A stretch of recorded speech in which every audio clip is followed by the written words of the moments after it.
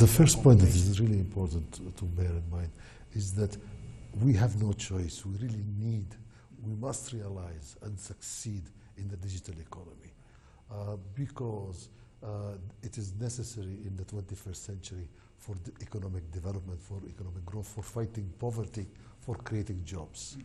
The digital economy today represents more than 15% of the world's GDP.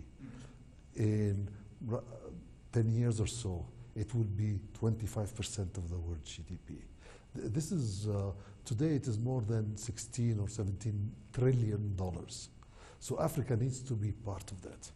In addition, all our studies show that what we call the traditional economy, industry, services, agriculture, they develop more today. They depend on the digital economy. So countries that are industrializing fast in Africa, including, for example, the successful growth that we're seeing here in Rwanda, is one of the factors pushing for this growth is the improvement in the digital economy, is the investments in the digital economy. So today's industry, today's agriculture, today's services are also depend on the digital economy. So we calculate that a 10% increase in access to the internet leads to about 1.5 points rise in the growth rate of GDP. So it is really important for Africa to succeed in its digital transformation. And Africa has a very strong asset, which is its youth. We have a young population. We have who are dynamic, energetic, innovative. And this youth is really an asset for developing startups, for developing the digital economy. Right. Hafez, just talk to me about the PASET that is happening in Kigali as well. What is some of the conversations that are center stage at this event, and why is it happening in Kigali in the first place?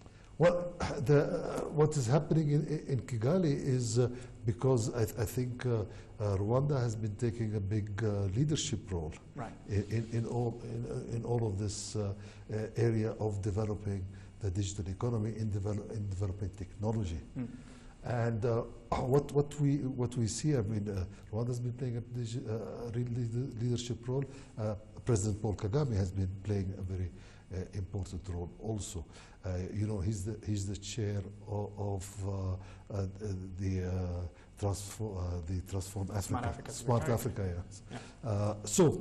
What kind of conversations are we having?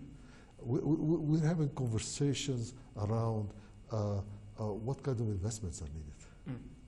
So we're talking investments in terms of infrastructure, for example. We're talking investments on education and skill development. We're talking investments in building the platforms, the scientific and digital platforms for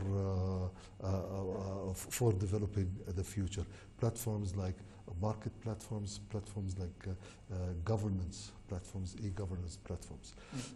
And one very, very important point that was discussed today, actually raised today, and will continue to be raised next week, is how to create an African market.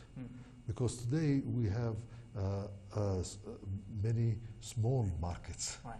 And you see the costs are high, prices are high, and the quality is low. Can we create one big market? If when you think about Africa, 54 countries, population of 1.2 billion, more or less the size of India. So if you actually are able to create one common market, you are the size of India, and you can achieve much more than what we are doing now. Talk to me about the moonshot, something that you are championing, right? And since you're talking about youth and youth development, we're seeing a burgeoning number of youth on the continent, and of course expected to surpass that of China and India. How does this, how significant is it for the youth population of Africa, the moonshot? I think it's very, very significant. And let me tell you really what we're talking about. Right. We're talking about here, and the reason why we use the term moonshot is that it requires, in order to the digital transformation of Africa, requires very strong political will and leadership to be able to achieve it quickly. We're saying that we need to have every African with a digital ID, every African with access to the internet by 2030. So we're moving now from around 20% or even less access to the internet in Africa. We want to move to 100% access. So it is really, you need to, it is a vision, it's a dream, and it requires a lot of investment, a lot of work.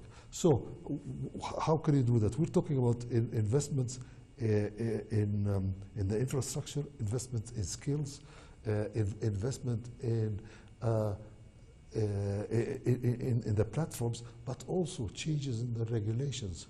Now, most of the investments will have to come from, we calculate that this would cost, what I'm talking to you about, would cost about $80 billion. Right. But half of that money, or even more than half, will come from the private sector. Right. So you need to work on developing the environment for private investment, for innovation, for entrepreneurship. And that is where it becomes so important for the African youth. Hafez, let's be more specific. What are you doing at the World Bank Group that is in a way to support the Africa's digital economy? And what are some of the challenges that you've, foreseen? For what we are doing and what we are committed to is to at least invest $25 billion over the next 10 years in Africa's digital economy, and to mobilize an additional $25 billion from the private sector to support Africa's digital transformation. Now, that means we are having projects in nearly, or we're developing projects to support the digital economy in nearly every African country today. Because this is an African agenda. It's not a World Bank agenda. It's an African agenda that, and the reason why we decided to put all of this investment is that the African leaders are asking us to do it. And so it is really led by the African leaders, by the African Union itself, and we and others are just providing technical and financial support.